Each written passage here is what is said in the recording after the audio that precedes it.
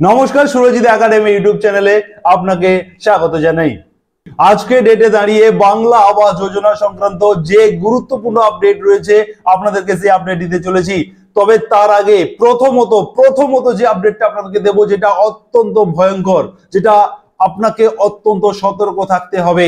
আপনার একটা ভুলে বাংলা আবাস যোজনার বাড়ি পাওয়ার টাকা পাওয়ার থেকে উল্টে টাকা আপনার ব্যাংক অ্যাকাউন্ট থেকে বেরিয়ে যেতে পারে। তাই সেই বিষয়ে আপনাদেরকে প্রথমে সাবধান করব।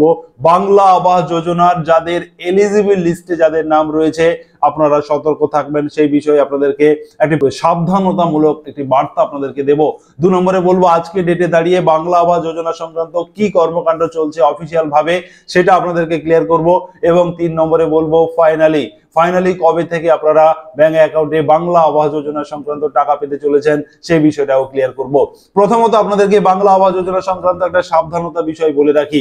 আমাদের ব্লকে সম্প্রতি গতকাল একটা ঘটনা ঘটেছে। বাংলা আবাস যোজনার যে লিস্ট প্রকাশিত হয়েছিল, আপনারা জানেন যে প্রত্যেক ডিস্ট্রিক্টের অফিসিয়াল ওয়েবসাইটে সেই লিস্ট পাবলিশ করা হয়েছিল। অতএব আপনার নাম রয়েছে কিনা সেটা কিন্তু যে কেউ জেনে যাবে। যেহেতু এটা অনলাইনে প্রকাশ করা হয়েছিল, প্রভিশনাল লিস্ট বা এলিজিবল লিস্ট বা বাংলা আবাস যোজনার যারা উপভোক্তা যারা বাড়ি পেতে চলেছেন তাদের লিস্ট যেহেতু বিভিন্ন জেলা অফিসিয়াল ওয়েবসাইটে পাবলিশ করা হয়েছিল, সে কারণে যে কেউ আপনার নামটা জেনে যেতে পারবে যে আপনি বাংলা আবাস যোজনার বাড়ি পাচ্ছেন কিনা। অতএব এটাই হয়ে গেছে সুযোগ। যারা ফ্রড, যারা চিটার, যারা সারাক্ষণ আপনার ক্ষতি করার জন্য চেষ্টা করছে, তারা কিন্তু এটা নিয়ে একটা বড় প্ল্যান করে ফেলেছে এবং সেই প্ল্যানকে এক্সিকিউট করছে, কাজে লাগাচ্ছে। গতকাল আমার ব্লকে ঘটেছে, হঠাৎ ফোন করে, দেখুন যারা বাংলা আবাস যোজনার বাড়ি পেতে যাচ্ছে বা বাড়ি পাচ্ছে তারা প্রধানত গরিব মানুষ, তারা খেটে খাওয়া মানুষ, তারা বাইরে কাজকর্ম করতে যায়, তারা সারাক্ষণ কাজ নিয়ে থাকে, তারা কিন্তু অত শত বোঝেন না। ফলে তাদেরকেই ট্যাগ করা হচ্ছে। ফ্রডরা ফোন করে, আপনিও সতর্ক থাকবেন, অন্যকে সতর্ক করবেন। এই প্রতিবেদন, এই ভিডিওটি আপনি শেয়ার করে সবাইকে জানিয়ে দেবেন। এটা কিন্তু প্রচুর পরিমাণে আমাদের রাজ্যে শুরু হয়ে গেছে। গতকাল আমার ব্লকে এটা ঘটেছে। ফোন করে আপনার কাছ থেকে আপনাকে বলা হচ্ছে যে আমি বিডিও অফিস থেকে বলছি, আপনার বাংলা আবাস যোজনা লিস্টে নাম রয়েছে, আপনার অ্যাকাউন্টে টাকা ঢোকানো হবে, আপনি আপনার অ্যাকাউন্ট নাম্বারটা আমাকে দিন, আপনার আধার নাম্বারটা দিন, আপনার এটিএম নাম্বারটা দিন, আপনার মোবাইলে একটা ওটিপি পাঠানো হচ্ছে, সেই ওটিপিটা বললে আপনার অ্যাকাউন্টে প্রথম কিস্তি 60,000 টাকা পাঠিয়ে দেওয়া হবে। এভাবে কিন্তু আপনাকে ফোন করা হতে পারে এবং হচ্ছেও তাই। এবং গতকাল আমাদের ব্লকে এটা ঘটেছে। অতএব আপনি বাংলা আবাস যোজনা সংক্রান্ত কোন ফোন যদি আপনার আছে এবং সেই ফোন যদি আপনার আধার ডিটেলস চায়, আপনার অ্যাকাউন্ট ডিটেলস চায়, আপনার এটিএম নাম্বার চায়, কিংবা আপনার কাছ থেকে কোনো ওটিপি চায়, আপনি কখনো দেবেন না। প্রয়োজন পড়লে ওই নাম্বারটিকে সেভ করে রাখুন এবং আপনি পুলিশের সহায়তা নিন। অতএব বাংলা আবাস যোজনা সংক্রান্ত কিন্তু ফ্রডরা তারা রীতিমতো প্ল্যান করে চলেছে আপনাদের কাছ থেকে টাকা হাতিয়ে নেওয়ার জন্য। অতএব বাংলা আবাস যোজনা সংক্রান্ত কোনো ফোনের কোনো অ্যান্সার আপনারা দেবেন না, আপনাকে কখনো ফোন করা হবে না বাংলা আবাস যোজনা নিয়ে। যদি আপনার সঙ্গে কোনো প্রয়োজন হয় তাহলে পঞ্চায়েত দপ্তর থেকে টিম আপনার সঙ্গে গিয়ে কথা বলবে, কিন্তু ফোন করে কখনো আপনার কাছ থেকে আধার নাম্বার, ব্যাংক অ্যাকাউন্ট নাম্বার কিংবা ওটিপি নাম্বার এটা কখনো চাইবে না। অতএব আপনি এই বিষয়ে সতর্ক থাকবেন। এটা কিন্তু জেলায় জেলায় প্রচুর হচ্ছে, সে কারণে আপনি এই ভিডিওটিকে শেয়ার করে সবাইকে জানিয়ে দিন। ফ্রড থেকে বাঁচুন। বাংলা আবাস যোজনার টাকা পাওয়ার পরিবর্তে টাকা যেন দুর্ভাগ্যবশত আপনার অ্যাকাউন্ট থেকে বেরিয়ে না যায়। এবারে আমি আপনাদেরকে যেটা বলবো, আজকে ডেটে দাঁড়িয়ে কি আপডেট রয়েছে বাংলা আবাস যোজনা সংক্রান্ত।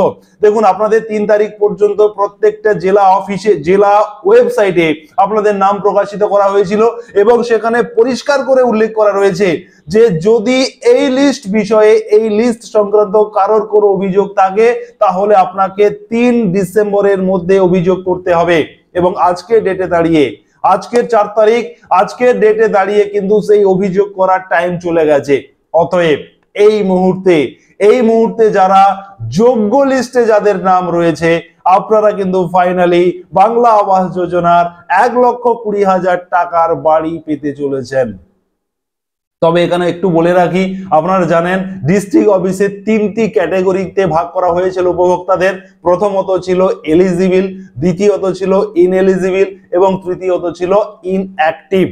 অতএব যারা 3 তারিখের মধ্যে যারা অভিযোগ করেছে কারোর বিরুদ্ধে যে ইনি অযোগ্য হওয়ার সত্ত্বেও ইনার নাম কেন যোগ্য তালিকায় রয়েছে, কিংবা ইনি যোগ্য হওয়ার সত্ত্বেও কেন ইনার নাম অযোগ্য তালিকায় রয়েছে, এই বিষয়ে যে 2-4টে অভিযোগ পড়েছে সেই অভিযোগগুলো একাত্রকু খতিয়ে দেখা হবে। না হলে ফাইনালি যাদের এলিজিবল লিস্টে নাম ছিল বা রয়েছে, আপনারা ফাইনালি 23 ডিসেম্বর থেকে বাংলা আবাস যোজনার প্রথম কিস্তির টাকা পেতে চলেছেন। তবে এখানে আরো একটা বিষয় রয়েছে, 4 তারিখ থেকে, অতএব আজকের তারিখ থেকে আপনাদের এলাকার গ্রাম সংসদ সভা অনুষ্ঠিত হওয়ার কথা, এবং সেই গ্রাম সংসদ সভাতে যাদের নাম গ্রামীণ ভাবে অনুমোদন দেওয়া হবে, সংসদ সভাতে যারা অনুমোদন পাবে তারাই কিন্তু প্রথম দফায় তাদের অ্যাকাউন্টে টাকা ঢুকবে। আপনাদেরকে এই বিষয়টাকে আরেকটু ক্লিয়ার করি। ধরুন আপনার গ্রামে 20 জন ব্যক্তির নাম রয়েছে এলিজিবল বা যোগ্য লিস্টে। 20 জন কিন্তু 23 তারিখে একসঙ্গে টাকা পাবে না। 20 জনের মধ্যে 5 জনকে প্রথম সারিতে রাখা হয়েছে, পরের দ্বিতীয় সারিতে 5 জনকে রাখা হয়েছে, তৃতীয় সারিতে 5 জনকে রাখা হয়েছে। এইভাবে কিন্তু ধাপে ধাপে একটা সারি তৈরি করা হয়েছে, একটা ধাপ তৈরি করা হয়েছে। সেই ধাপটার কিন্তু অনুমোদন পাবে বা সিলমোহর পড়বে এই গ্রাম সংসদ সভাতে, এবং সেই 20 জনের তালিকাটি ব্লক লেভেল কমিটির হাতে তুলে দেওয়া হবে, এবং ব্লক লেভেল কমিটি আরো একবার সেই তালিকাতে সারা ব্লকের যে তথ্যগুলো আসবে, যে লিস্টটা আসবে অনুমোদন হয়ে গ্রাম সংসদ সভা থেকে, সেখানে তারা সিলমোহর দেবে, এবং ব্লক লেভেল কমিটি আবার জেলা কমিটির হাতে সেই তালিকা তুলে দেবে, এবং সেই তালিকা 16 তারিখের মধ্যে জেলা কমিটি থেকে একটা সিলমোহর পড়বে, একটা অ্যাপ্রুভাল পাবে, অনুমোদন পাবে, এবং 16 তারিখে যে লিস্টটা রাজ্য কমিটির হাতে চলে যাবে, এবং সেই তালিকা ধরে আপনারা ফাইনালি 23 ডিসেম্বর থেকে প্রথম দফায় টাকা ঢুকতে শুরু করবে।